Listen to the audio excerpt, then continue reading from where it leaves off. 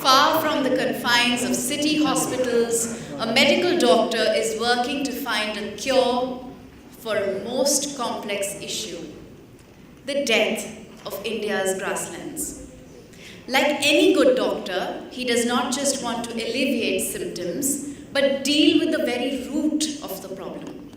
Concerned about the critical status of the highly endangered great Indian bustard, he frog jumps from between the boardroom and the field, devising policies and recovery plans in one and imparting training and mitigating conflicts in the other.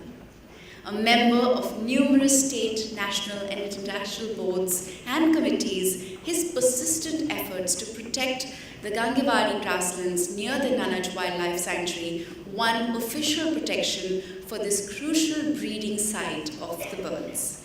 While fatalists have begun writing lengthy eulogies for the endangered great Indian bustard, Dr. Patil remains determined to reverse their decline by winning over local communities, government officials, and experts. Level-headed, optimistic, knowledgeable, if anyone can preserve our grasslands and their denizens, he can. For this, we honor Dr. Pramod Patil with the Sanctuary Wildlife Service Award.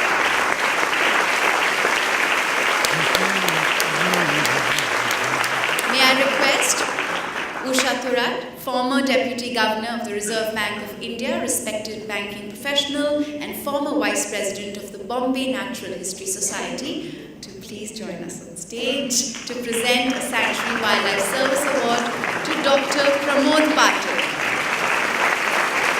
Dr. Pramod Patil, ladies and gentlemen.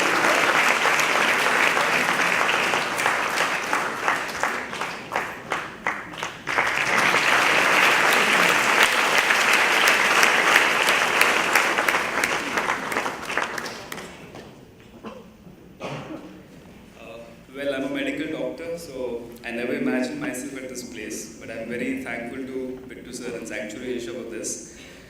I've been constantly bugging him to give more space in Sanctuary Asia magazine for GIP, and he has helped me a lot for that, and that's really thankful. I'm very thankful. I accept this award on behalf of BirdLife International, Royal Society for Protection of Bird, IUCN Buster Specialty Group, Bombay National History Society, and my biggest supporter, Maharashtra Forest Department and Mr. Pradeshu. And I'm really thankful to all the people who have helped me, especially the ground level staff of Forest Department. Thank you very much. Thank you. You're a medical doctor. How do you get interested in conservation of wildlife? Yeah, it was because of the bird watching camp by WWF, that is World Wide Fund for Nature India. That was my first exposure for the wildlife as such. And then I started visiting all these forests of Tadoba, Bandhavgarh, Kanha, and I got attracted to forest. But actually it was a few years back when I visited Nanaj Wildlife Sanctuary to see Great Indian Bustard. And that was the starting point. I turned up for this magnificent bird. Okay. And are you optimistic about the conservation future of the Great Indian Bustard? Definitely. The population has fallen down to a drastically low level, and it's a really matter of great concern. But I still believe that there are certain areas, if we protect along with the communities, we can definitely have a great hope for the Great Indian Bustard. But definitely it's a high time, and all of us should come together for saving the species. What are your, and try to answer in full sentences, what are your daily challenges and what are some of the most challenging experiences that you've had working? You can tell us anecdotes or incidents or... I believe that it's quite hard to take community for the conservation of Great Indian Bustard. For the first reason is that all these areas which are occupied by the communities are also occupied by the bustards and wolves and blackbucks.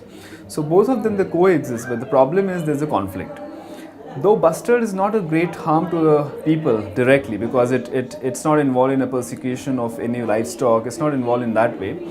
But the wrong conservation policies of unnecessarily protecting the larger areas and then troubling people is a great concern for the conservation of species. So people are suffering because they are living inside the areas which are protected, which are not suitable even for the bustards.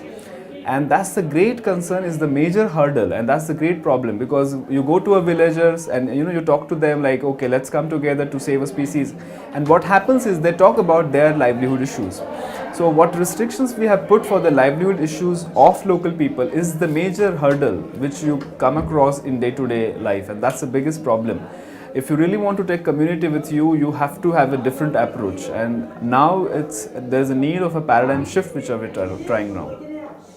So, in the light of that, if there was one thing that you think would help in your journey the most, what do you think would help in your effort the most? Absolutely the most. Is it policy? Is it awareness? Is it education? Is it?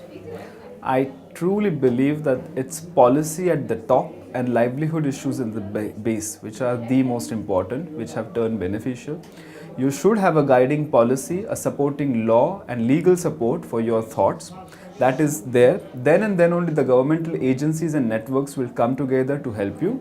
There should be a receptive community, and if we really want a receptive community to come for conservation, we need to address livelihood issues of poor people who are dependent on the ecosystem. For the ecosystems such as grasslands, which are meant for exploitation, which are actually used by the people for grazing, for the milk industry, for the meat industry, needs to be managed along with the communities. So I believe the policy at the top and the livelihood issues at the base are the most important thing, and people like us should be the connecting link between the policy makers, the policies and the ground level realities, and that is going to be the best model suitable for the conservation of Great Indian Bustard.